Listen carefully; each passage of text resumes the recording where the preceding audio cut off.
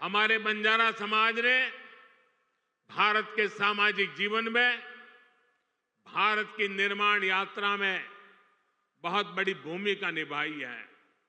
कला, संस्कृति, आध्यात्म, राष्ट्र रक्षा, व्यापार, हर क्षेत्र में इस समाज के महापुरुषों ने, महान विभूतियों ने देश के लिए क्या कुछ नहीं किया। राजा लखी शाह बंजारा, उन्होंने विदेशी शासकों के कितने अत्याचार सहे, उन्होंने समाज की सेवा में अपना जीवन समर्पित कर दिया।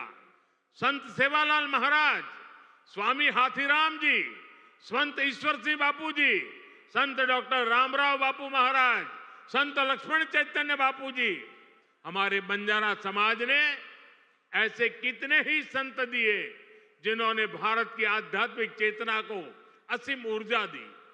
पीढ़ी दर पीढ़ी, सैकड़ों हजारों वर्ष से समुदाय भारत की संस्कृति और परंपराओं को सहेजता और संवारता आया है। आजादी की लड़ाई के समय अंग्रेज सरकार ने इस पूरे समुदाय को ही अपराधी घोषित कर दिया था। लेकिन भाइयों बहनों, आजादी के बाद ये देश की जिम्मेदारी थी कि बंजारा समाज की चिंता करे, उन्हें सही सम्मान दे। और उस समय कांग्रेस की सरकारों ने क्या किया? कांग्रेस की नीतियों ने इस समाज को मुख्य धारा से काट कर रखा। आजादी के बाद कांग्रेस पार्टी पर जिस परिवार ने कब्जा किया, उसकी सोच शुरू से ही विदेशी रही है। अंग्रेजी हुकूमत की तरह ही ये कांग्रेसी परिवार भी दलित, पिछड़ा, आदिवासियों को अपने बराबर नहीं मानते। इन्हें लगता है भारत पर एक परिवार की ही हुकूमत रहनी चाहिए, क्योंकि अंग्रेज उन्हें ये हक देकर गए थे।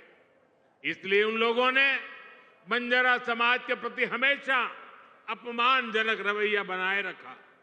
साथियों, एनडीए की केंद्र सरकार ने ही गुमंतु, अर्धगुमंतु समुदाय के लिए कल्याण बोर्ड का गठन भी किया है।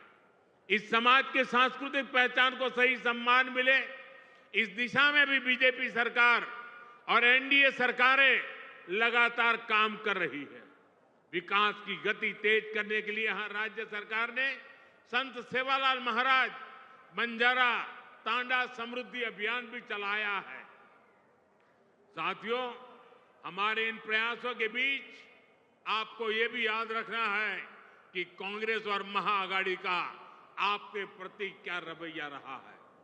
जब फडणवीस जी मुख्यमंत्री थे, तब पहरा देवी तीर्थ क्षेत्र के विकास की योजना बनी थी, लेकिन बीच में महाआघाड़ी की सरकार आई और उन्होंने इस काम पर ब्रेक लगा दिया।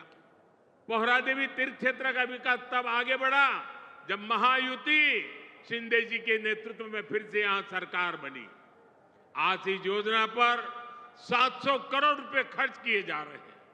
इस तीर्थ स्थल के विकास से भक्तों को आसानी होगी और आसपास के क्षेत्रों में विकास भी तेज होगा।